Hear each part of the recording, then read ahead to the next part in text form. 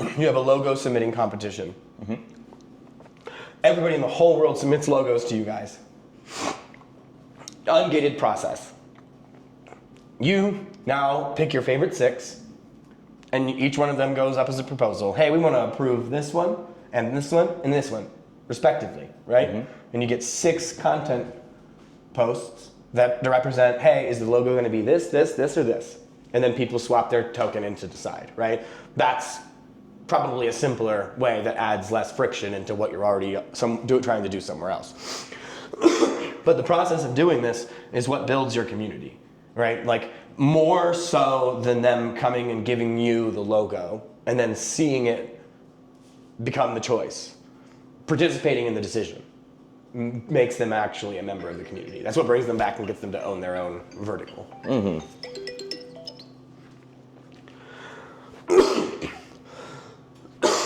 And this is a significant, if you start with this, you're significant like leaps ahead. When people say, I don't like decentralized communities, you can start to scoff at them and tell them they don't know what they're talking about, right? Because this type of decision making, typically people just parade around the fact that they're in a DAO. They ask people to send them logos, and then this little body of people just pick what they like. And then they put that out there and they say they represent that as decentralized community governance. It's totally fucking not.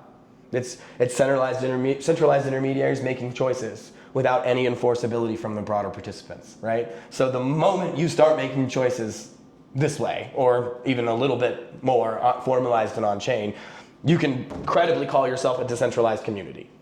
Maybe not autonomous, but definitely credibly decentralized.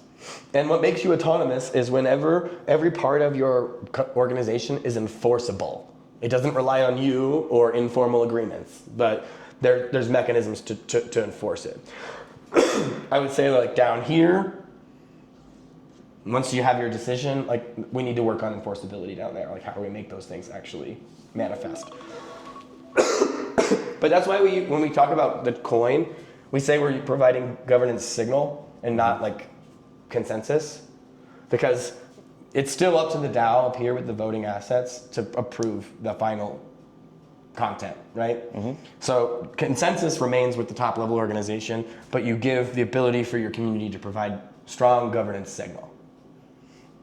And that starts to address like the founder community tug of war that people are always trying to play, right? The founder community is the top level authoritative body. This is people who have staked into the DAO with equity, like who have done work, who contributed intellectual property, or who have staked in with investment, right?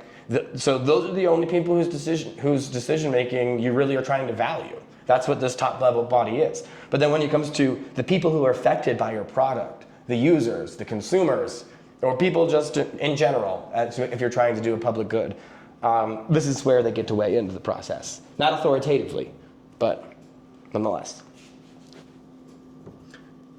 It at least gives you a place to start from if you're a member, if you're a regular community member, and you're gonna say, why didn't my logo get picked, right? It met the criteria, it got the highest market cap, why didn't it get chosen, right?